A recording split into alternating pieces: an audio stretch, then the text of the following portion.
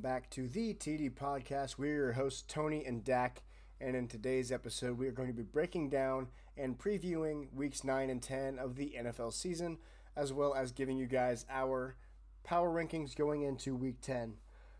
Before we get to all that fun stuff, we have our headlines, injuries, and questions before we jump into the episode. So, Dak, do you want to kick it off with the headlines, and then I'll get to injuries? Yeah, some headlines just from today outside of the trade deadline as we're gonna, we have a separate episode this week. So tune into that episode when we talk about the trade deadline and kind of what happened outside of the trade deadline. Jacoby Brissett has been named the starter this week for the Cardinals, as Gannon has pretty much said that Brissett will be the quarterback, and we'll figure out what's going to happen with Kyler Murray. Interesting because Kyler Murray has a lot of money there. He could be getting moved this offseason, I think, to a team like the Jets. I'm surprised he didn't get moved today. Yeah, Cam Little set the new field goal record for 68 yards for the Jags and had a lot of room to spare. Lions lost to the Vikings as J.J. McCarthy played a decent game this week. Colts also lost as the Steelers' defense played very, very well and created 6 turnovers on a game. That is more turnovers than the Colts had the whole entire year. Patriots almost lost, but they still won. Shootout for the Bears and the Bengals. Wild finish. Colson Loveland had a good touchdown there. And the post-game pressers for Jamar Chase and Chase Brown are not fun to be around. Seahawks had a very, very explosive first half and had a good second half. And why in the world was Jaden Daniels in the game is the question. But I think he was in the game, get reps, because he missed the game before that. And don't look now, the Panthers are 5-4 and have the same record as the Kansas City Chiefs. As the Panthers beat the Packers 16-13.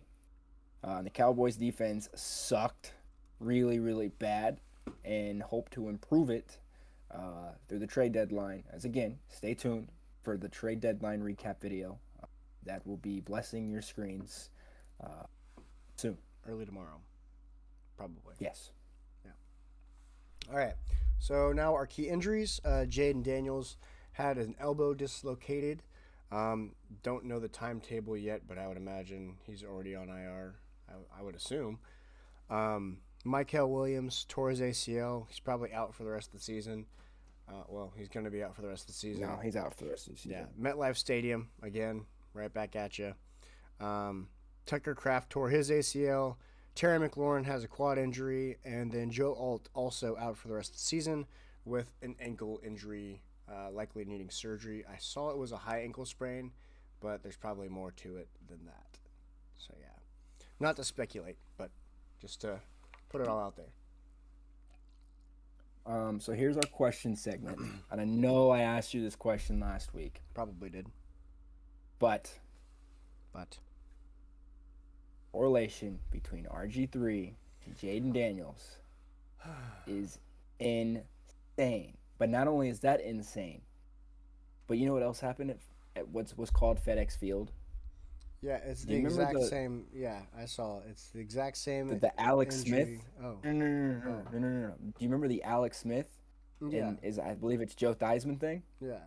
Exact same yard line, exact same quarter, exact same, that correlation. And now the RG3 thing with Jaden Daniels, are we starting to think that the Commanders or the Redskins, are we starting to think there's something going on there in that field? Jaden, here's for the people out there. Jaden Daniels drafted second. Robert Griffin III drafted second. Both teams were on the Commanders, the Redskins. Team played when they were injured. The Seahawks, the down that it was on was second down. The yard line was on the 4th yard line. Is that crazy or what? It's absolutely crazy. I hate that there are so many parallels. I hate it. Cause I hate it for both of them because RG3 has to live back through basically the end of his career, and Jaden Daniels has to face oh crap, am I going to end up like RG3? Somebody who's what could have been and now is kind of a either a hothead or has some hot takes and has a bunch of wishy-washy stuff with RG3. So I just wish this wasn't the case, but I mean, there's too many parallels to not see it. You know? My next question is: Are the Carolina Panthers a playoff team, No, no, even with a positive record? You don't think they slide into a wild card? no, Okay. no. I think Fair enough. they have gotten some lucky wins. Um, I don't think their defense is good enough. I think Rico Dowdle is opening their offense. Um, but outside of Chuba that, I played don't. like crap. I think if they made it to the playoffs, they're getting bounced in the first round, so it doesn't really matter. They're not helping themselves by making it to the playoffs. Is my final answer to that. If they make the playoffs, they're not helping themselves because they still need help, and a lot of it, especially on the defensive side after getting rid of Brian Burns. So And my last question for you, it's kind of a hint at our trade recap video that we were doing. Um, foreshadowing. did a team did a team get better to put them from non-playoffs to playoffs through the trade deadline?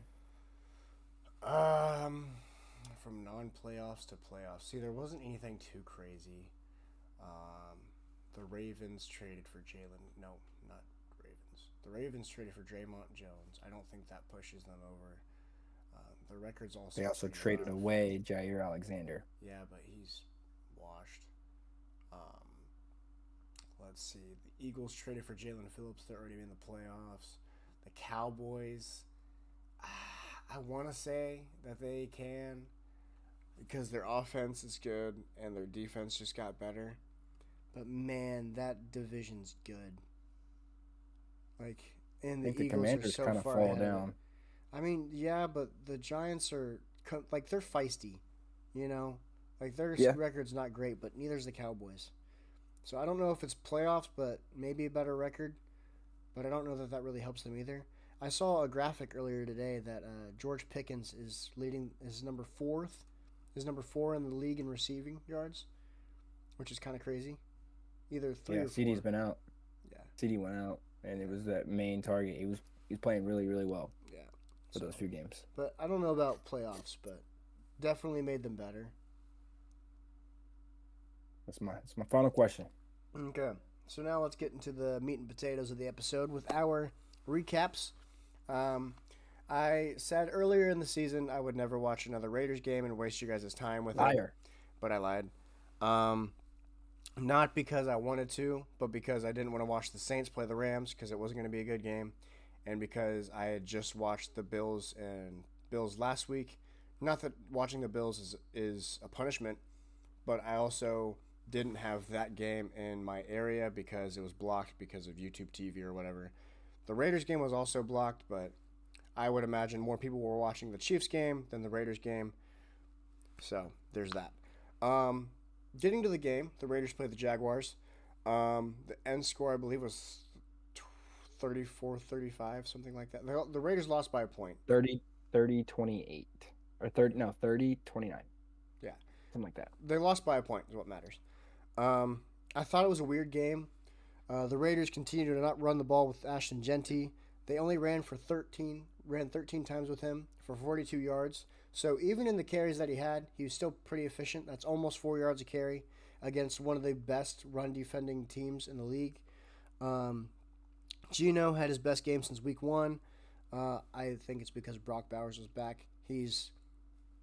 I'm going to say it, probably the best tight end in the league. I don't care. I don't give a rip. I don't give a hoot nor a holler. Brock Bowers is him. 12 catches for 127 yards and 3 touchdowns. Yeah. He looked awesome. The Jags, on the other hand, looked weird. They were confusing to me. Definitely not the same team that I watched in week 3 or week 2. They started with forcing the ball to Brian Thomas Jr. He ended the game with 3 catches for 55 yards, no touchdown. And then they actually ran their offense after that. Brian Thomas Jr. got hurt. Apparently had an ankle injury. I didn't catch that part. I was kind of in between watching this game because I don't remember what I was doing, but this game definitely did not have my attention because I don't have the highest expectations for them, and I don't think you guys really care that much, um, to be honest. But somebody to keep your eye on if you do fantasy football is Parker Washington because he continued to do well. Like I said, 8 catches for 90 yards. And then Travis Etienne kept doing his thing with 22 rushes for 84 yards and 5 catches for 31. Again, not the team I was watching in week 2 where they looked electric and good, especially against the Chiefs.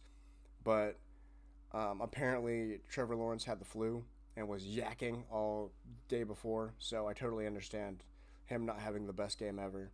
So I understand that side of it because the flu, especially stomach flu, whew, no fun. Unless it was either flu or food poisoning, either or both Neither both one. will put you down. Neither one. Yes, Trust me. correct. So Correct.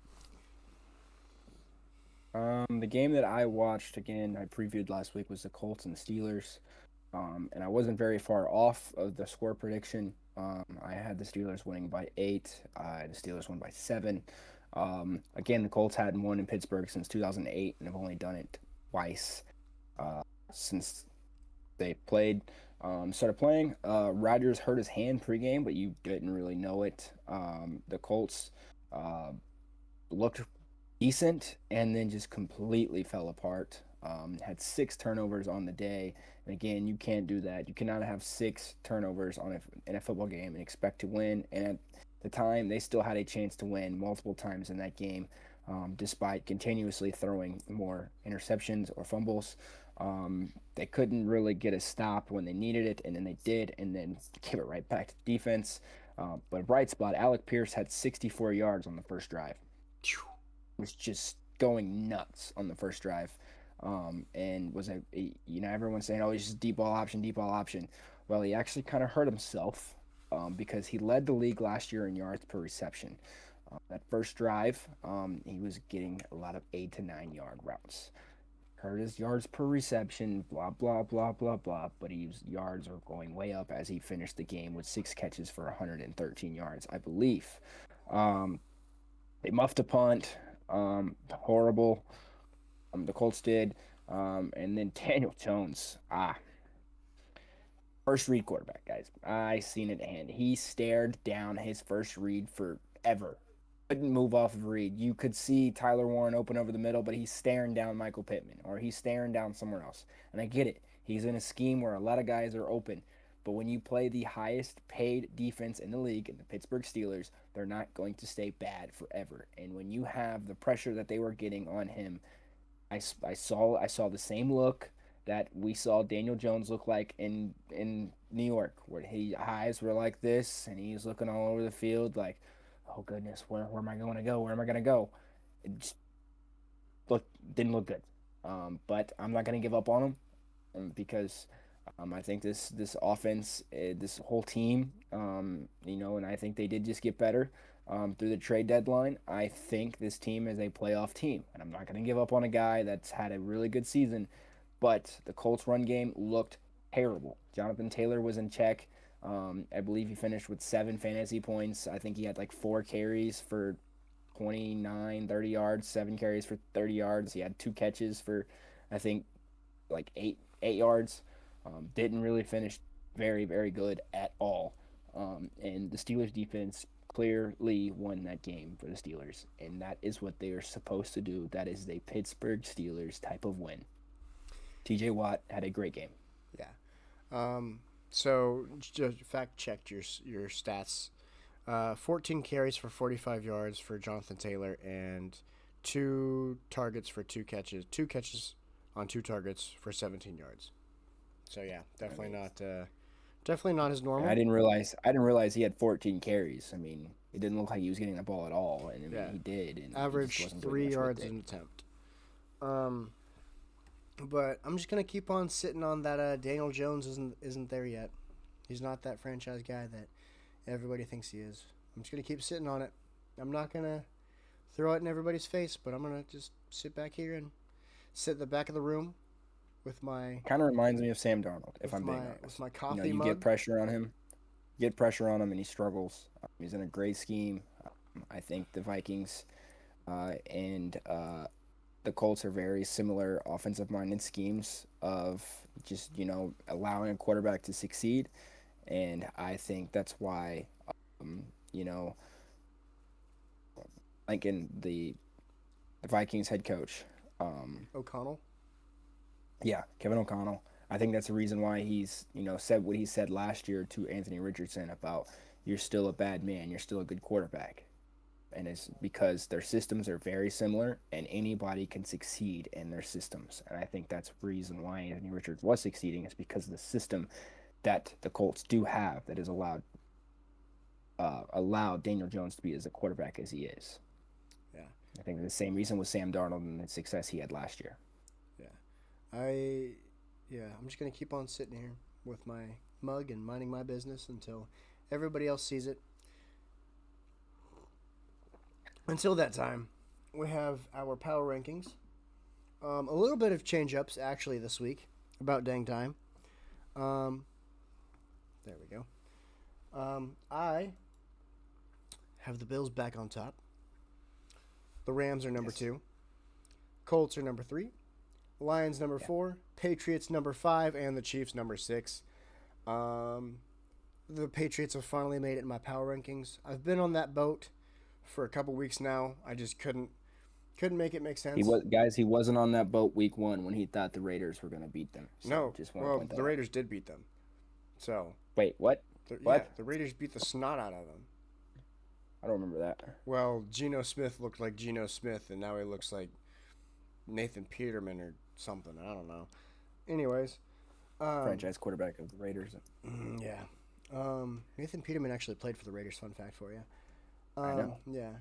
So Bills back on top after beating the Chiefs. I think they've kind of solidified that they're back after 2 hiccups of weeks. Um, I I'm not gonna. And Maxwell Hairston looks good. He's back, finally on the field after he had a knee injury of some sort, knee or leg injury in the off season, keeping him off the field. But he looks good. Rams, they're good. They don't lose to bad teams. They usually beat good teams. Um, they do their job, and Sean McVay is a good head coach. The Colts, Correct. they dropped the ball against the Steelers. I can't drop them too far because they still only lost by what was it? What'd you say? 7? 7. Yeah, Yeah. they only lost by Yeah. 7, and they had 5 turnovers. Like that's 6. 6 turnovers. Okay, so they Technically had they would have lost by 10, but they kicked the field goal with like 15 seconds left in the game to make it 7, and then try to kick an onside kick and then get it back and go for the Hail Mary. So they kind of did it the smart way instead of trying to score a touchdown and then saying, "Oh, we only have 2 seconds left." Kick the field goal early yeah, and then give yourself a chance to at least tie the game. And I think that's the correct way of going about things. yeah, yeah. So I still think the Colts are a good team. I don't doesn't mean I have to believe in their quarterback. I don't think they need a great quarterback. You saw it in what was that 2023, 2020 yeah 2023 with Gardner Minshew. Um, 2022 with Philip Rivers, guys. yeah, I mean, and or 2021 with Philip Rivers. who's the other guy? Who was the other bridge? Carson Wentz. Carson Wentz. Or yeah, because Matt Ryan was before them. Anyways, No, Matt Ryan was after that. was he actually? Yeah, dude, they've went through some. Oh, don't forget quarterbacks. about Joe Flacco. That was last year. Yeah, last year. Anyways, Matt Ryan was 2 years ago. and then we have Yeah. the Lions. I, they're good. I don't care that they lost. They had a hot team it's a of hiccup. JJ McCarthy, and he was back. Like JJ was, was juiced, and the team I think was happy to have him back, just because of the The youth. just the moxie that he brings to that team, and JJ or Justin Jefferson was kind of happy, and he played well, but they only beat the Lions by 3, and it took a nearly perfect game for the Vikings to win that game. Patriots continue to win. They dang near dropped the ball against the Falcons. Yeah, they only won by an extra point. Like, Yeah, they. We had them having the spread or hitting the spread. yeah, they look like they had the spread all day. And then they dropped it. And then Yeah, the Chiefs, they lost to the Bills. They're my number one team. I can't have them out just because of that. And I don't really know that there's a team that's deserving of it. I mean, I guess the Seahawks maybe, Seahawks. but Seahawks. I The also way they looked, I also don't love Sam Darnold though. So I'm going to I take don't Patrick either. But Mahomes still, and the Chiefs against Sam Darnold. I have to go with the record, and I have to go with um, the defense. I think the Seahawks defense is pretty young, pretty good. I think JSN is on a crazy number right now. I think everyone was talking about, oh, how Puka this at the beginning of the year, but JSN was, slightly sliding under the radar, and then Puka gets hurt, and it's like, oh, well, what wide receiver are we going to talk about now? JSN's been doing this since the Hey, Rose Bowl. I was there. I was talking about him a couple weeks ago when I finally watched the Seahawks game. He's He's good at he's football. nasty. He's really good at football. He's nasty. I'll tell I you mean, that. and come on now, the Seahawks were having practice squad players score touchdowns on the Commanders. Come on, come on, and the same Commanders team that I guess held Patrick Mahomes in check, but like didn't hold him in check. Like Mahomes still was running for his life and still was creating plays. But if that wasn't Mahomes, sliding out and making plays and whatever, they would have held a decently good quarterback in check. I mean, Sam Darnold looked pretty good. I mean, he didn't miss a. He was perfect in the first half. He didn't. He was 12 for 12. Didn't Yeah, incomplete a pass in the first half. which is crazy. So that's why they're 6 for me. I had the Lions still at 2, just because of the simple fact that I think it was a fluke of a game, a division game. I think they're Division better games are than what weird. we expect. Colts, obviously still at 3. I think Steelers have something against the Colts, and they always have been. And I knew they weren't winning the game, but just because of the history they have in Pittsburgh. The Colts, doesn't matter who they are, doesn't matter if Peyton Manning's a quarterback. They're going to struggle in Pittsburgh. And I have the Rams at 4 just because I think they're a good team, but I don't necessarily know if they're going to be able to do it long term. I know they have a lot of offensive weapons, but it just seems to me that the Rams, without a stout defense, just find a way to collapse. And I think they don't necessarily have that stout defense that they've had when Aaron Donald was there to kind of just put them over the hump. And I don't think they have that. And that's why I think that they're at 4 for me. And then again, the Patriots and the Seahawks. Fully again, what you said about the Patriots and then the Seahawks. I think they're an up and coming team. Which I have 2 teams in the NFC West on this top list here. And the team that I believe is still in first place in the NFC West is not on this list, and that's the San Francisco 49ers. Yeah, we also have 2 teams from the AFC East here, so Yeah. let's not forget about that. Now we're getting back to our games. Going to our preview. I am going to be previewing the Ravens and Vikings game. I don't have many notes on it. I think it's going to be an interesting game. It's going to be a team that's desperate to fight back for the playoffs, and it's going to be a team that's coming off of a big win against a division rival. Lamar Jackson, obviously versatile. Is he going to be more of a runner? Is he going to be more of a passer? Last week we saw him pass a lot more. This week it'll be Looked interesting to good in see the what he pocket. does against Aiden Hutchinson. It's going to really come down to his offensive tackles and how well they can handle that. Aleem McNeil, I believe, also came back last week, providing more interior pressure against them. So that'll be another interesting fold. And then can Derrick Henry finally get back on pace? Yeah, I don't know what's going on with So Derrick Henry, man. that'll be another key to that game for the Ravens.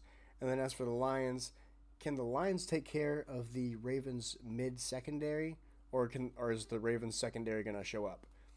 We've seen them get torn apart all season, and then it seemed like last week they had a little bit of a comeback ish. Maybe that was the Lamar Jackson bump. Maybe that was the Dolphins. Who knows? Leadership that Lamar brings to that field, I think, is crucial. Yeah. Can Sonic The and feeling. Knuckles come back and shove it down the Ravens' throat and prove that, hey, we don't need to be. Sonic and Knuckles. Hold on, wait a minute. Wrong NFC North team, buddy. Sonic and Knuckles is the Lions. You're right. I'm over here talking about the Lions. Can J.J. McCarthy keep up his swagger? Yeah, I had the Lions earlier. I don't know why. My brain's just all sorts of jumbled up. Aiden Hutchinson is not playing Lamar. Yeah. Okay. Let me reel this Make all that back. clear. Let me reel this all Let me back make in. that clear. Yeah. Let me reel this all back in. Okay, all my points for the Eagles, or not Eagles. Wow, wrong bird team. The Ravens. All my Jeez. points about the Ravens Woo. stand. Can they get Derrick Henry running again? How is Yes. Lamar Jackson going to move? And how is he going to play against the Brian Flores defense? There we go. That's what I'm looking for here. And then is he going to run more or pass more? That's going to be interesting to see. And then to the Vikings, is J.J. McCarthy going to stay on a heater against a mid or average secondary? Is Aaron Jones Hurt going to secondary. come back and actually beat He Aaron Jones? he did. He played Or decently last week in the pass game. yeah, and then Justin Jefferson, what are you going to be doing? Like, is he going to light God, it up? Is he going to light it up? God, he's going. He's going nuts. He's going for 2 TDs. Stay tuned for the fantasy football episode because I'm gonna crack down on what Justin Jefferson's gonna do this week. Yeah, and then let's see what the Vikings secondary does against a interesting Ravens receiving core. Rashad Bateman and Zay Flowers. They've never really had those guys, sadly. It's really Yeah, weird. it's to me. It's It's kind of to like the me. It's like Bills. what the Bills. Yeah, Yeah, like literally the Bills and Keon Coleman and Khalil Shakir. I yeah. mean, boom. And then But then two you have good tight ends, Mark Andrews yeah and Isaiah Likely. But I don't Dawson honestly, Knox and Dalton Kincaid. I honestly don't know how the Ravens win games because Mark Andrews. Well, based on fantasy football, neither of them do jack squat. Mark Andrews had a good game last week. Mark Andrews is a dinosaur, dude. I'm surprised he's still in the league. This every year is supposed to He's be Isaiah Mark. Likely's takeover year, and Isaiah Likely just keeps letting me down. I got rid of him over, Oh, he keeps getting hurt. dude. I eat What injury? eat your Wheaties or something. Eat your Wheaties and drink some milk, dude. Fair enough. Let's score prediction. Score prediction. Um, I don't remember. Hold on, let me look and see where the game is at real quick. It is in Minnesota. It's in Minnesota. Yeesh. Oh man, who's It's the in the better Skull coach? Factory. Who's the better coach? That's a good question Who's too. what run game is going to get going better? Is essentially what my thoughts are. What run game will get better because the run Uh, game is just going to open up the pass game.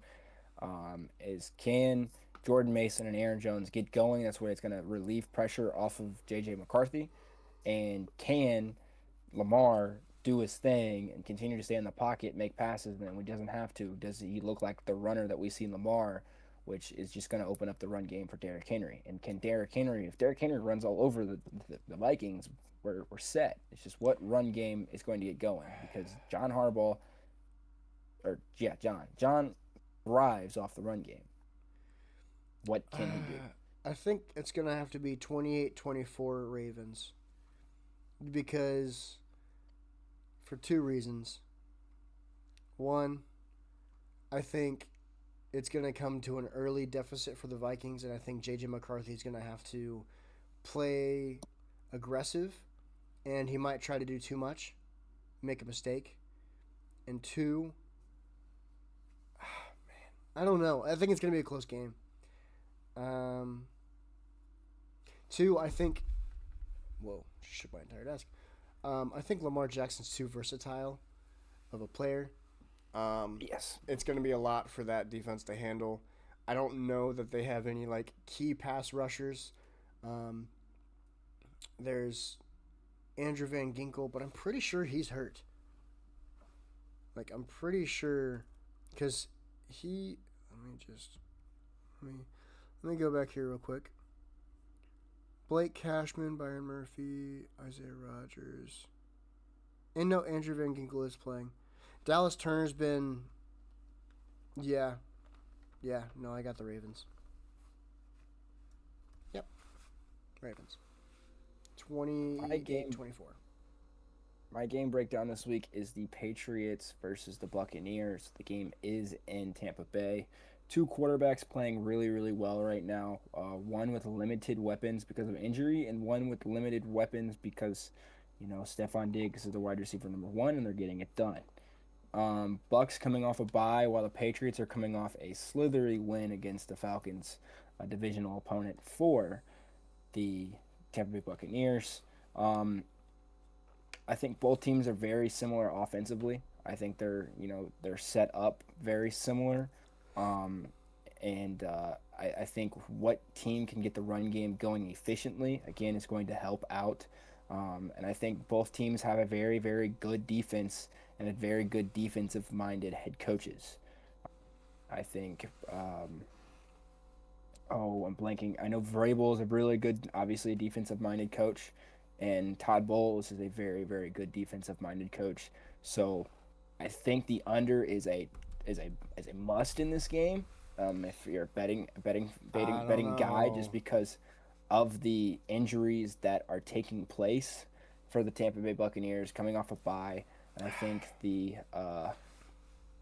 Drake May has a few mistakes as he hasn't had many very much this year. And I think, the Buccaneers are put in a spot to where they kind of turn the ball over a little bit because of the lack of weapons that are there. But again, the Patriots are hot right now, 7-2, and on a 6-game win streak, only allowing 18 points per game, while the Bucks are allowing 23 points per game. And if the Bucks had, I believe, if the Bucks had all their weapons, I would clearly take the Bucks in this game.